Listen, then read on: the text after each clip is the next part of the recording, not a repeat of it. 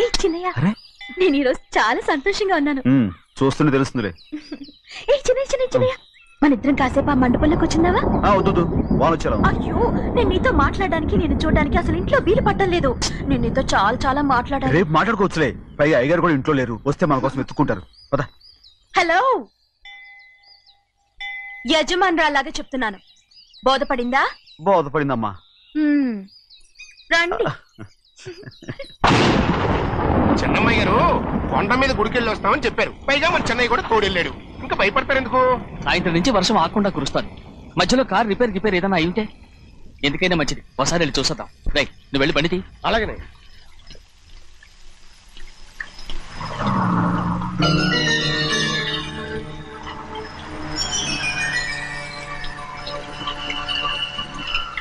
చూడండి, ఆ కారు మందే అనుకుంటానండి.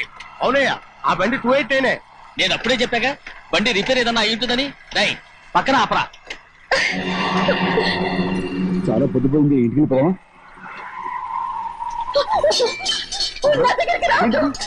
నువ్వు కావాలని కారు రిపేర్ అని అబద్ధం చెప్పావు. లెక్క పెడుతున్నావా? నేనా? అమ్మడు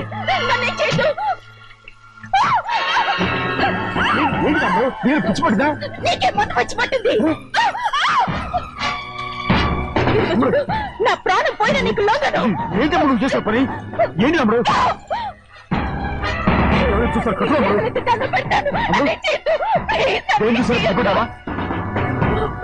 ఎవరైనా వస్తారా? చిన్నయ్య,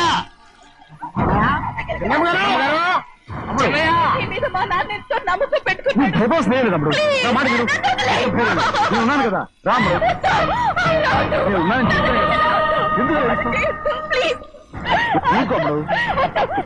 నువ్వేం భయపడగలరు, నా మాట విను.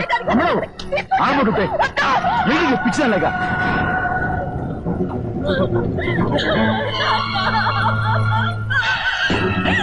ఏంటమ్మా ఇది? చెప్పమ్మా, చెప్పు. కారు పేరు చెప్పి నన్ను మండపంలోకి తీసుకొచ్చాడు. వర్షం పడుతుంది, కారు రిపేర్ చేయలేమని ఇక్కడే ఉందామని నన్ను అదోలా చూశాడు. నాకు చాలా భయం వేసింది. ఏ పర్వాలేదు, నడిచేనే వెళ్ళిపోదాం నేనంటే, నువ్వు విదేశాలు చదువుకుని వచ్చావు, ఆ మాత్రం అర్థం చేసుకోలేవా? ఈ ఒక్క రోజుకి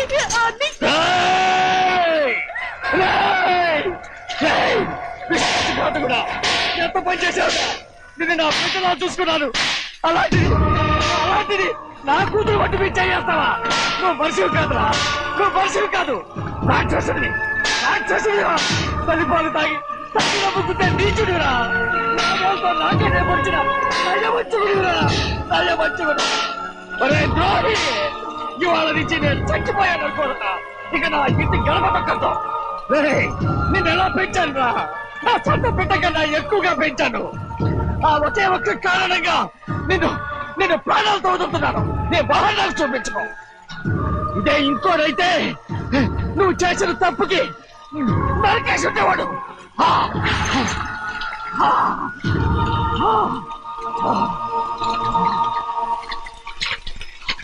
పదమ్మా, రే రండా, ఇవాళతో వాడికి మనకి రుణం తిరిగిపోయి.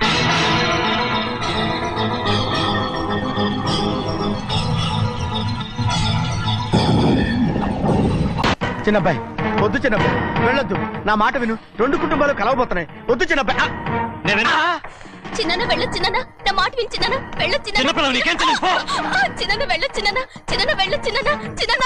ఆగో, ఎక్కడికి వెళ్తున్నావు? ఒక నౌకరేదవా నా అక్క కూతురు ఒంటి మీద చెయ్యేశాడని తెలుసు కూడా నన్ను నోరు మూసుకుని కూర్చోమంటావా? అటు తప్పుకున్నాయా? వాడి కాలో చెయ్యం నరకందే నేను నిద్రపోను. నరికేస్తే నీ పక్క చల్లారిపోతుందా? అందుకని పరువు పైన పర్వాలేదని చేతులు ముట్టు కూర్చోమంటావా? బుర్రుందిరా నీకు? వాడిని చంపేసి జైలుకెళ్ళి కూర్చుంటావా? పర్వాలేదు, జరిగింది విని గాజులు తొడుక్కుని కూర్చోవడం కంటే అదే మేలు. ఊళ్ళో నలుగురు చేత మొహం మీద ఉమ్మయించుకోవడం కంటే జైలుకెళ్ళడమే మేలు. తప్పుకో.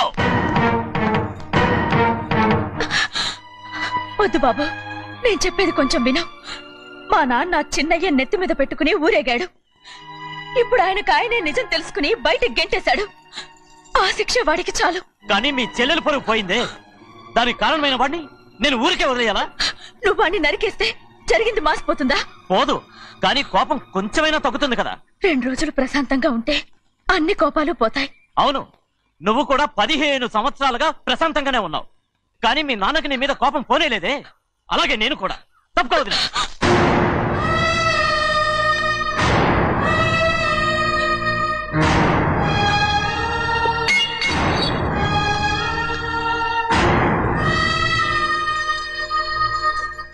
వాడి కోపంలో కూడా న్యాయం ఉంది గౌరీ.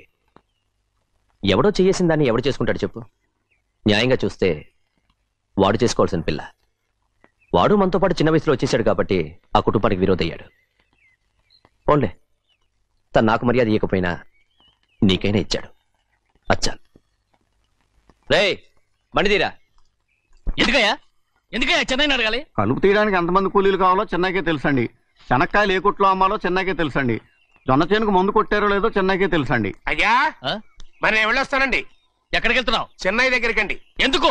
అదేనండి, కౌలు డబ్బులు ఎవరెవరి పేరుతో ఏ ఏ బ్యాంకుల్లో వేయాలి, ఈ దివాణానికి కావలసినటువంటి వస్తువులన్నీ ఎక్కడ కొనాలి, ఇవన్నీ చెన్నైకే తెలుసండి. అడిగి తెలుసుకుందామని బయలుదేరా. ఏంటయ్యా ఇన్ని రోజులు ఇవన్నీ చెన్నై చూసుకుంటుంటే మీరందరూ ఇంట్లో తినుకొచ్చిన ఏం చేస్తారు? గాడిదలు కాస్తున్నారా? చే ఇది ఇల్లా సత్రమా? అబ్బా నువ్వు ఉండబోయా, నేను చెప్తున్నాను కదా. వంటింట్లో ఏమేం చేయాలో ఎంతెంత చేయాలో తెలియక అందరూ ఖాళీగా కూర్చున్నారు. 2 రోజుల నుంచి చెన్నై పళ్ళకు రావట్లేదంటగా. వెంటనే డ్రైవర్ పంపించి చెన్నైని పిలిపించండి. 2 రోజులుగా నువ్వు ఎక్కడికి వెళ్ళావు? సముద్రం ఎలా ఉంటుందో చూద్దామని వైజాగ్ వెళ్ళానండి. వెళ్ళా సముద్రంలో గోవిందయ్య అయ్యా ఈ లెక్క చూసి పంపించి. నీకు లెక్క చూసి కదా డబ్బులు ఇవ్వాలి. మరి ముందే అయ్యా అయ్యా అంటూ ముష్టోళ్ళగా చేయి చెప్తావిట్రా. నువ్వు ఎప్పుడు వచ్చావు, నీకు ఎంత ఇవ్వాలి చెప్పు. గుమ్మస్తా మీరా నేనండి. మీకు లెక్కలు తెలియకపోతే వెళ్ళి చెన్నై గారిని అడగండి. ఏంట్రా డబ్బా ఇస్తున్నావా? నన్ను ఉద్యోగం అనేది వెళ్ళిపోమన్నారు కదా. అంటే ఏడుస్తావిట్రా? ఎక్కడికి వెళ్ళాలో ఎలా బతకాలో తెలియక ఏడుస్తుంటా. సరే ఏడో ఒక. ఇప్పుడు మా ఇల్లు చూసుకోవడానికి ఎవరు లేరురా. నా కూతురు కూడా ఇక్కడే పని చేస్తుంది. మరి నువ్వు మా ఇల్లు జాగ్రత్తగా చూసుకుంటావా? అలాగేనండి. ఈ ఉద్యోగం పర్మనెంట్ కదండి? అది నీ నరకం మీద ఆధారపడి ఉంటుంది. అంతే కదా, తప్పకండి. ఎలా అదేంట్రా నరాలు తగినట్టు నడుస్తున్నా? బాలేదా? ఇంకోటి నడుస్తాను. ఎలా? నువ్వు పర్మనెంట్ గా టెంపరవరీయే. అమ్మా, చెన్నైని ఇంట్లోంచి బయటికి పంపించినంత మాత్రాన నీ ఆత్మ శాంతించదని నాకు తెలుసమ్మా. త్వరలోనే అక్కయ్యని నాన్నని కలిపి మన 2 కుటుంబాలని ఒకటి చేస్తాను. వెనక ముందు చూసుకోకుండా గొడ్డను బాదినట్టు బాధేశారు. కూతురు ఏం చెప్తే అది నమ్మేటమేనా? అసలు ఏం జరిగింది, ఎలా జరిగిందని ఒక్క మాట అయినా అడిగాడు ఆ పెద్ద మనిషి. పోనీ నువ్వైనా చెప్పలేకపోయావేంటి?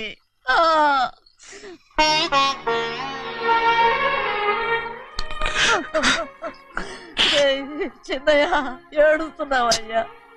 పెద్దయ్య కొట్టాడని బాధపడుతున్నావా? అబ్బే, పెద్దయ్య కొట్టిన దెబ్బలు కాదని నేను బాధపడుతుంటా. ఈ నెలల్లో ఒక్కరోజు కూడా నేను ఆయన విడిచిపెట్టి ఉండలేదు. అలాంటిది 2 రోజులు అయిపోయింది ఆయన చూసి. అదే బాధగా ఉంది. బాధ ఇదే. చిన్నయ్య చూడు, ఎవ్వరికి కనపడకుండా పెద్దయ్య గారిని చూసిరారా, అప్పుడు నీ మనసు స్థిమిత పడుతుంది. లేదే, ఆయన తప్ప ఆయన తెలుసుకుని నాకు కబురు చేసేంత వరకు నేను ఆయన మొహం చూడను. ఆ దొంగ ముఖంది నీ మీద మనసు పడ్డట్టు నాటకం ఆడింది అనుకో. అది నీ యజమాని కూతురు అని తెలుసు కదా, నువ్వెందుకు మనసు పడ్డా? సిగ్గిడిసి తన అందరి ముందు పంపు సెట్ దగ్గర స్నానం చేస్తూ నా మీద పడ్డప్పుడు కూడా నేను మనసు పడలేదే. కానీ ఒకరోజు, అయ్యో ఏంటి తమ్ముడు మధ్యలో పోయిందేంటి? పుస్తకాలన్నీ తగలబెడతావు, పైగా చదువుకో డిగ్రీ కాగితాలు కూడా మంటలు పడేస్తావేంటి? ఏమైంది నీకు? ఇదిగో మర్యాదగా మంటలవి. అవి నేను చదివి సంపాదించుకున్న డిగ్రీలు. వాటిని మంటల్లో వేస్తాను, చిప్పేస్తాను, నా ఇష్టం. అది అడిగే హక్కు నీకు లేదు. అవి మంటల్లో వేయకపోతే ప్రాణానికి ప్రాణంగా చూసుకుంటున్నావే మా నాన్న, ఆయన మీద ఒట్టు ఇలా ఇలా పడి చేస్తాను.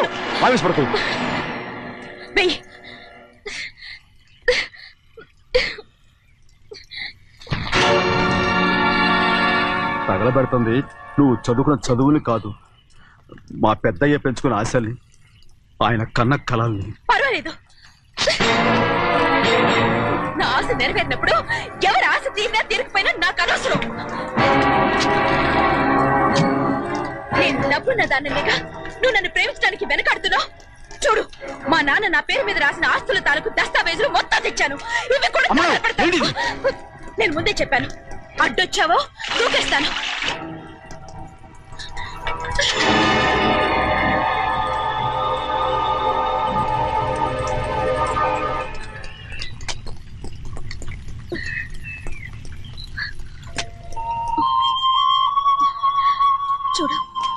ఇప్పుడు నేను ఒట్టి ప్రభావతిని.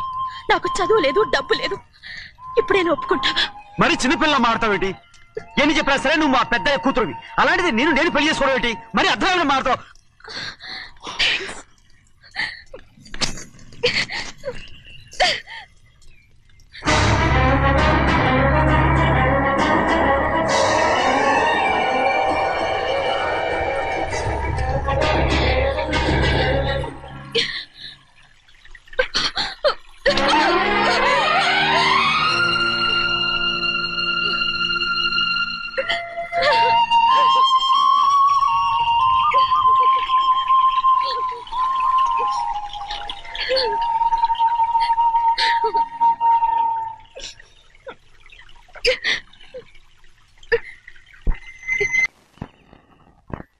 ఆ రోజు తగలబెట్టిన కాగితాలన్నీ నకిలీవైనా ఉండొచ్చు. తనకు తెలుసుగా నేను చదువురాని ముద్దునని. ఆ పాపిష్టిది ఎంత నాటకం ఆడింది, నీ మీద ఎంత పగబోనింది. అసలు నువ్వు చేసిన తప్పేమిట్రా?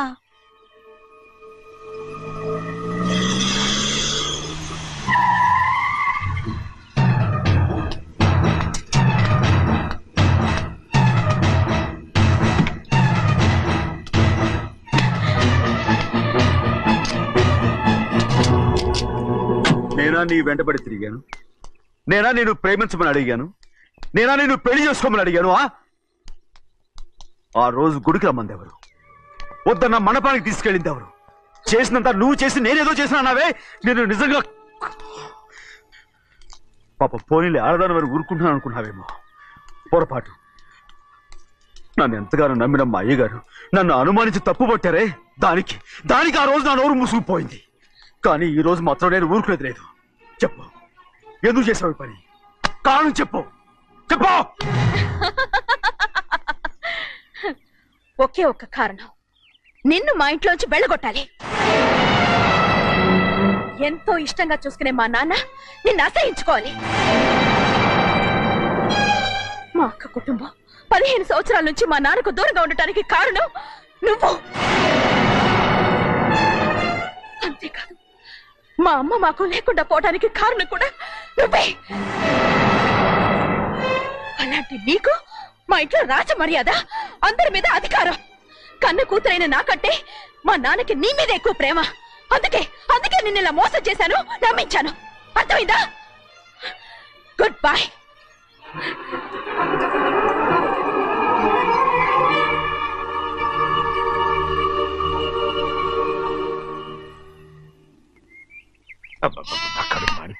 ఏంటి నాన్న, బాగా ఆకలాతుందా? అవునమ్మా, ఇడ్లీ దమ్మని ఆ బస్సు గాని పంపించి 2 గంటలైంది. అప్పటికి ఆలస్యం అవుతామని నా బండి కూడా ఇచ్చి పంపించా.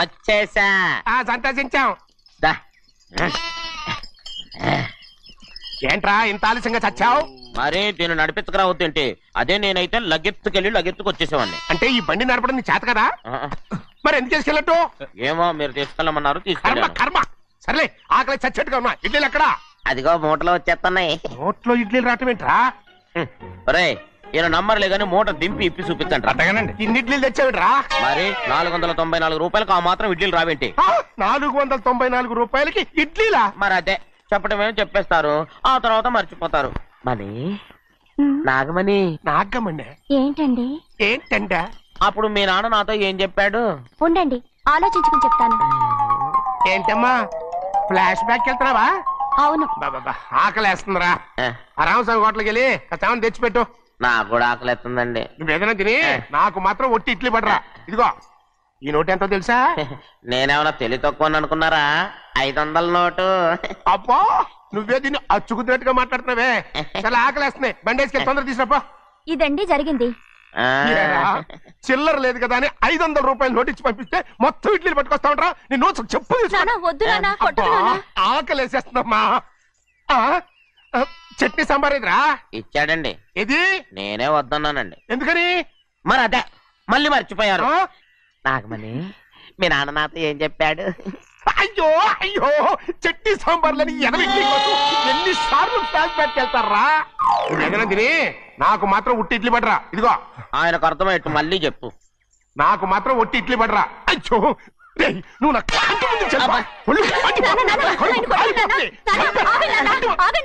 ఆయనతో పాటు నేను బయటకు వెళ్ళిపోతాను. ఎందుకంటే ఆయన్ని నేను వద్దు!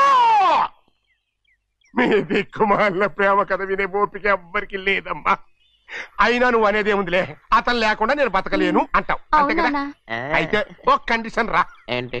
నువ్వు చాలా తెలియగలవాడవని ఈ ప్రపంచానికి, నీ ముఖానికి ప్రపంచం దాకా ఎందుకు గాని ఈ ఊళ్ళో నిరూపించుకో. నా కూతురు నీకు ఇచ్చి పెళ్లి చేస్తా. వాకే వెరీ వీచి. అయితే నువ్వు ఇంటి నుంచి బయటికి వెళ్ళరా. బయటికి రా. రండి. అయ్యయ్యో నా కాళ్ళు చేతులు ఆటలు లేసే. మీరెందుకు వచ్చారయ్య గారు? కబురు పెడితే నేనే వచ్చేదాన్నిగా.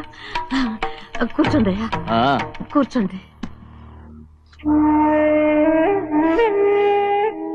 చెన్నయ్య టౌన్కి వెళ్ళాడు, ఏదో కొట్లో పని చేస్తున్నాడు. దాన్ని ఎవడు మార్చగలడు? నేనేం వాడిని చూడటానికి రాలేదు, నిన్ను చూడటానికి వచ్చాను. అవును, వారం వారం డబ్బుల కోసం వచ్చేదానివి 2 వారాలుగా ఎందుకు రాలేదు? అయినా నా బాధ్యత నేను చెయ్యాలిగా. ఇదిగో తీసుకో. డబ్బొద్దండి. నీ మనవడిని నేను ఇంట్లోంచి తరిమేశాను వద్దంటున్నావా? ఇది నీ మనవడి కోసం కాదు, నీ కొడుకు కోసం నేను చెయ్యాల్సిన బాధ్యత. ఆనాడు ఊరంతా నా బిడ్డ తప్పు చేశాడన్నా, మీ మనసుకి మాత్రం తప్పు చేశాడనిపించలేదు. ఈ రోజు నా మనవడు కూడా ఏ తప్పు చేయలేదు. ఆ విషయం మీరు తెలుసుకుని వాడిని ఏ రోజు పనిలోకి రమ్మంటారో ఆ రోజే డబ్బు తీసుకుంటాను. నీ మనవడు చేసింది నేను కళ్ళారా చూశాను. దాని గురించి మాట్లాడాలంటే నాకే అసహ్యంగా ఉంది. డబ్బు తీసుకుంటావా లేదా? వద్దు బాబు. ఈ రోషమైన నాలో నేను చూస్తాను.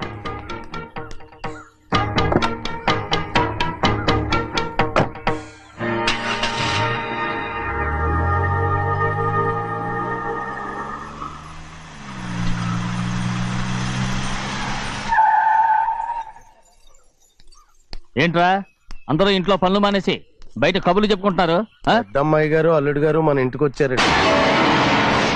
వాళ్ళతో పాటు బంధువులు కూడా తీసుకొచ్చారండి, అందుకే మేమేం అనలేకపోయామండి. తాంబూలాలు కూడా పట్టుకొచ్చారండి.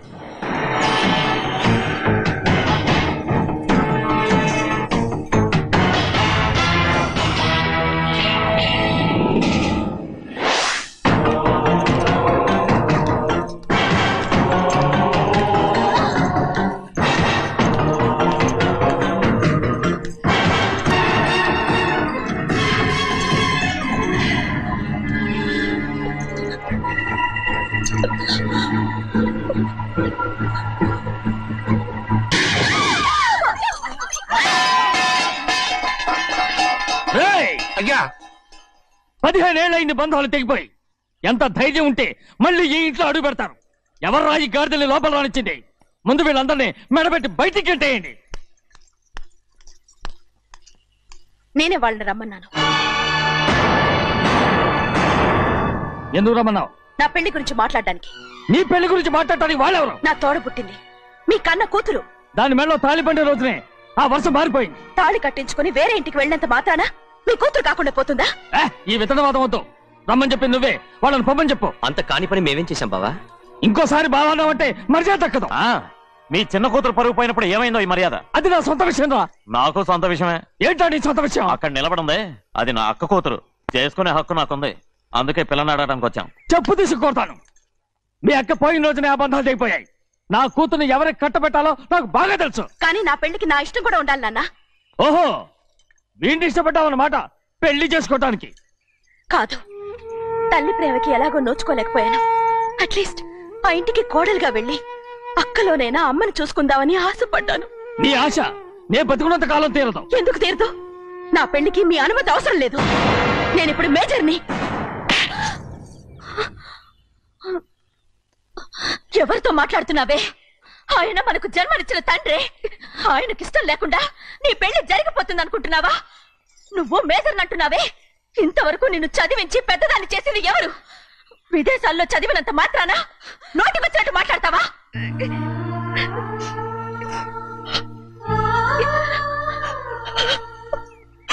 నన్ను క్షమించండి నాన్న. ఎలాగైనా మన కుటుంబం కలవాలనే ఆశతో దాని మాటలు వినే ఇక్కడికి వచ్చాం.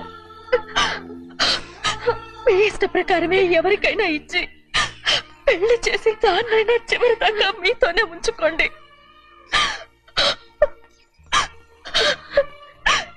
వెళ్ళొస్తానన్నా. ఎందుకు వదినా వెళ్ళొస్తామని చెప్తున్నావు? ఈ జన్మలో ఇక్కడికి రాలేమని తెలిపోయింది కదా. వెళ్తామని చెప్పు.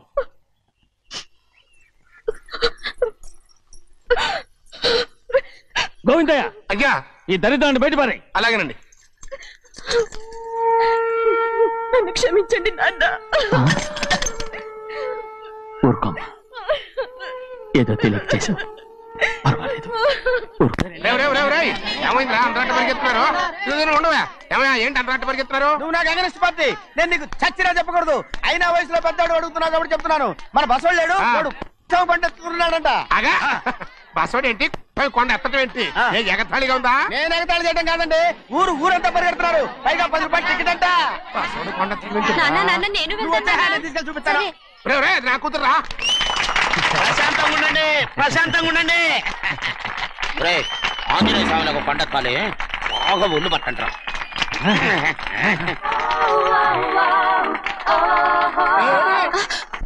ఆడ కొండనెత్తిపోతే నిన్నెత్తిపోతాడు.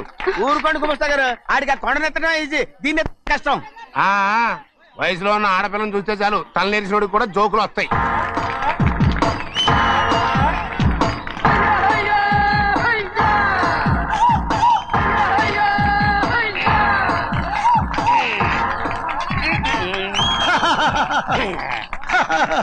రెడీ. ఏంట్రా రెడీ? కొండనెత్తు. ఓ 50 మందిని పిలవండి. ఎందుకు? ఆ కొండను తెచ్చి నా చేతుల మీద పెట్టడానికి. అప్పటి నుంచి నేను చెబుతూనే ఉన్నా, ఇది ఇట్టని ఫిట్టింగ్ ఏదో పెడతాడు అని. ఒక్కడనా నా మాట విన్నారా? ఊరుకోవా, నీ కూతురని మాటలేదు, మేమే వింటాం. ఇది ఒక పిచ్చి కొయ్యి. ఏంటి 50 మంది వల్ల కాదా? అయితే ఊరు మొత్తం వచ్చి ఆ కొండను తెచ్చి నా చేతుల మీద పెట్టండి, అప్పుడు నేను ఒక్కనే ఎత్తుతాను.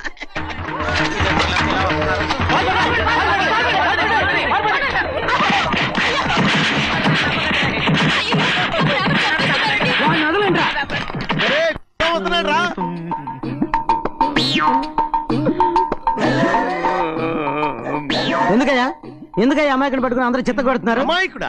వీడా? అవును. స్వామి స్వామి, మా వారిని రక్షించినందుకు చాలా థ్యాంక్స్ అండి. ఏ స్కూల్లో చదువుతున్నారా? Coeducation. అదే కరెక్ట్. Correct correct correct. ఇటు ఇటు ఇప్పుడు మాట్లాడు.